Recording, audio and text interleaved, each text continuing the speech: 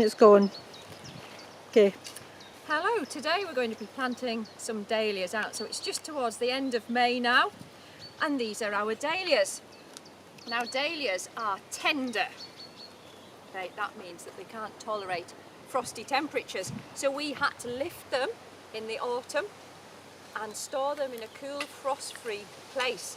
We boxed them up and we used spent compost that we'd rescued from containers that had annuals and bulbs in. So our compost has been recycled. We put the tubers in and they have been nicely kept cool and dark.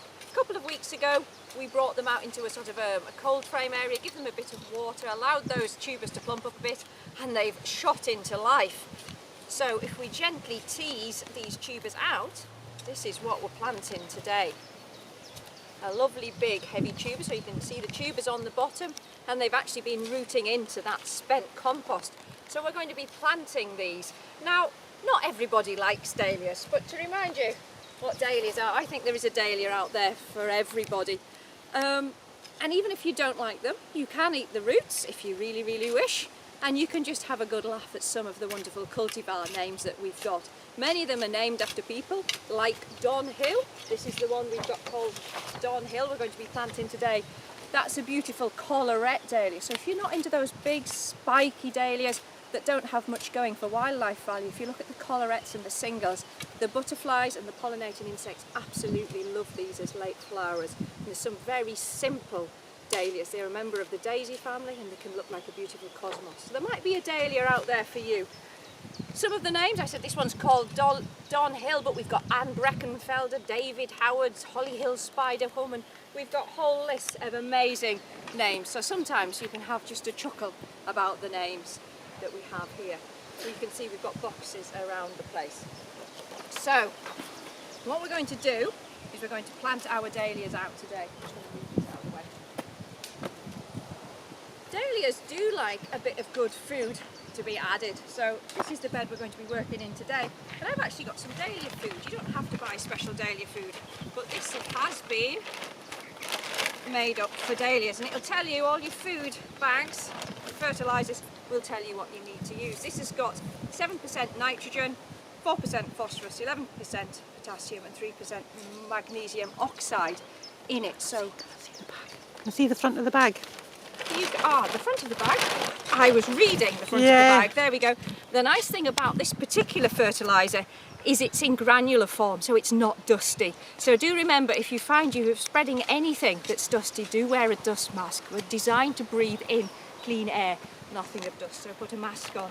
I always wear gloves when I'm using material like this. And the trick is to get your measuring right as well. It says on the back, or on the front as Sheena has pointed out, it's 150 grams per square metre. So we're going to apply that first before we even start to plant. If you're not very good at knowing your sizes, just off the top of your head, run a tape measure over somewhere. This is 2 metres, right? And I'm going to be planting, I'm going to be planting in about half a metre, 50 centimetres. So if I take 50 by 2 metres, I've got myself a metre square. So I know what I need to spread to that. I haven't brought my scales up. What I did was I measured to know what 150 grams looks like. And I have a little pot, so I know 150 grams is that of this particular fertiliser, and I know that goes on my metre square. So once you've got a handy thing like that, you can then apply it.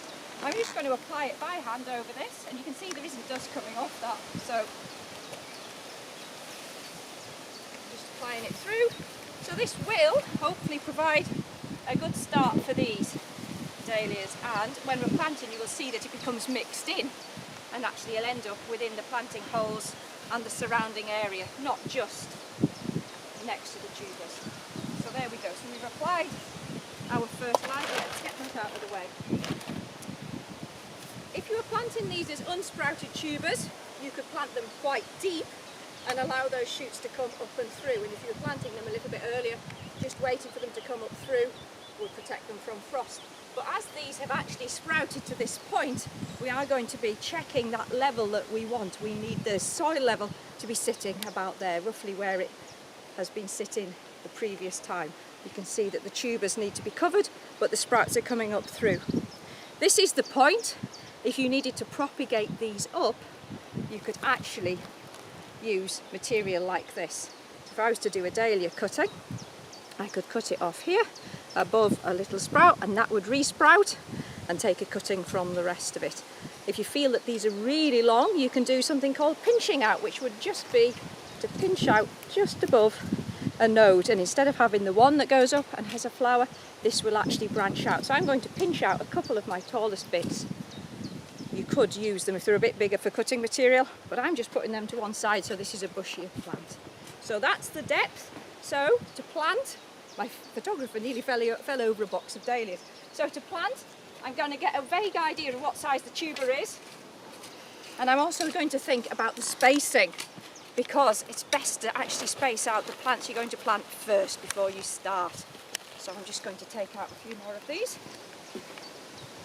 Whenever you're using tools, make sure they are stood upright and not a trip hazard as you work.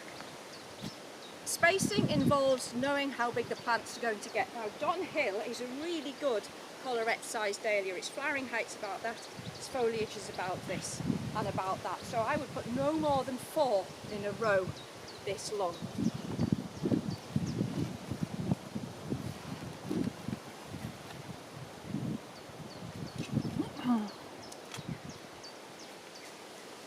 Going to alternate 2 of my slightly bigger tubers with 2 of my smaller ones. I'm not planting them right against the edge. You need to think about the actual size of the plant. If I put it there and it spreads out a good over there, we're going to be right over the path. So we're going to have it there. So I can see what footprint of a hole I need to do. I'm going to pop that safely out of the way and excavate our hole. So you're looking at getting the right depth. And as I dig, my fertiliser becomes nicely mixed in. We've had quite dry weather at the moment, so once I've got my hole and I'm happy with it, I'm actually going to water in the planting hole before I put the tubers in.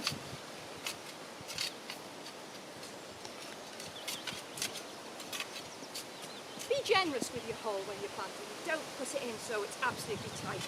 That soil needs to be broken up on the edges to give those roots a chance to break out into the planting hole. Now I'm going to test. There's nothing wrong with testing. I'm going to test whether I've got vaguely the right size. So I've got a bit of room around there so the loose soil can go back in.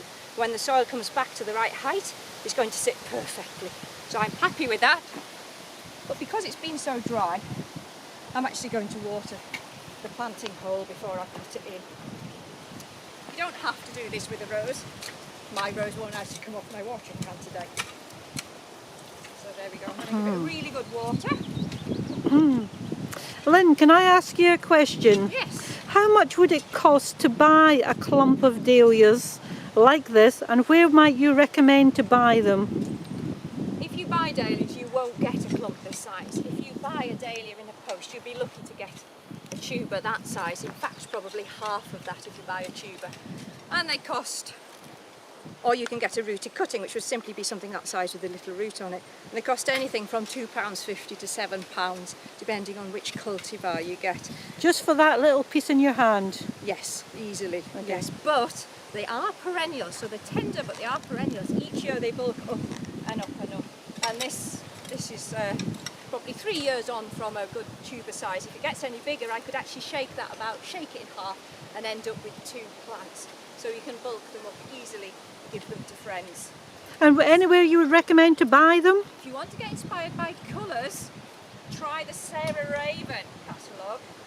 I'm not on commission, but her catalogues are absolutely amazing in terms of the colour combinations. There's Halls of Heddon, which is based over at Newcastle, so for us that's not very far to travel, and they have dahlia show fields, and you can go and see them in the flesh. So if you like certain heights, certain stem lengths, if you're into cutting flowers, you can actually go and see them and then order them. They send cuttings out, and rooted cuttings is one of the cheaper ways to buy them. Yeah, just remind me what that nursery was called. Halls of Heddon over at Newcastle. So we got that into our water planting hole, and then we're just going to quietly bring our nice soil back round, and you'll notice that that just fills in nicely into those holes. So we're not being rough on those tubers, we're bringing it round. Now, I actually like working in soil with my hands. I actually foodle a little bit more through. It's not a technical term, isn't foodle, but there we go. How do you spell that? Foodle? Oh, rubbish at spelling.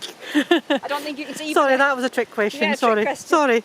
Footle. So, footling. So we've got our soil into there, but you need an adequate amount of firming. Look how much that soil is moving as we go in round. So I just put a little bit of pressure onto there. Now, the trick is when you're working on nice moist soil, it sticks to your boots. So use your upright spade so you don't add it to the paths as a trip hazard. Then we can bring a little bit of the soil back round and get our level sorted. When I finish this row, what I plan to do is this sort of pile here that you can see is actually compost from some of the other dahlias I've been planting out. So it's spent compost. I've saved it and used it once to store the dahlias with. I'm saving it once we're bringing them out, and I'm actually going to use that compost. So it's on its third outing now. I'm actually going to use that as a mulch around. And that will hopefully keep the weeds down and make it easier to hoe through and look after until those dahlias get nicely spread out. So you have to picture that as a row done. So don't you think that's fabulous? We can use compost 2 or 3 times and save ourselves a bit of weeding. Yeah, great bit of recycling. Yeah, great bit of recycling. And the final touch is actually to water that plant in. So for our planting, we're looking at the right depth of hole that you excavate out, getting that depth that's still correct once you've firmed it in. Because sometimes it's easy to firm it in and discover you've gone too low. Don't ever be afraid to think, I've got that wrong. I can actually take that plant out and dig it a little bit deeper. I've got it sitting too proud. At the moment, the soil's so dry it doesn't soak straight in. You have to give it a rest and come back. We've thought about the spacing that we need, and we've added fertiliser to help with healthy growth. And we've thought about the spacing. The next thing is to sit back and wait. And if you've got tall varieties, you might find you need to stake them, particularly if you're in windy situations. So you can see as the Sheila pans back, we've got a lot of dahlias to plant. Louise is planting behind me there. And you might notice from this that Lynn gave herself the nicely dug bed. Yeah, but whereas I dug the nicely dug bed. I am Yes. struggling with rather compacted soil. So actually it's really nice to prepare your soil first. But you can see we've got a lot of work here, but we're going to have a fantastic display. So perhaps if you're walking around when these are in flower, you will find at least one dahlia you really like the sound of and the look of, even if you've never been a fan. So that's dahlia planting. Okay, one question before we finish. What if we have a heavy frost over the next few nights? What would happen to the tops of the dahlias, Lynn? Well, the tops of the dahlias behave very much like the tops of potatoes or runner beans. They are tender, so they will get brown and frizzled at this time of year if there is a frost. So we have a shed full of fleece, which if we're listening to the weather forecast, we would pop out a dome of fleece and put some bricks on so they don't blow away, just to protect those tops. When I've had frost damage, I've then gone through and pinched the frost damage out, and they've bushed up from the bottom in the past. If it's a really, really, really cold frost, you can lose dahlias. Saying that, this winter, the dahlias I missed and I didn't get lifted, they've actually had really quite a nice winter, and surprisingly, though it was very wet, they're starting to come through the ground already. So yes, they are tender. These are a little bit far on. I would normally want to be just into the edge of June, but needs must, they're all ready for it. So fleece at the ready. Okay, thank you.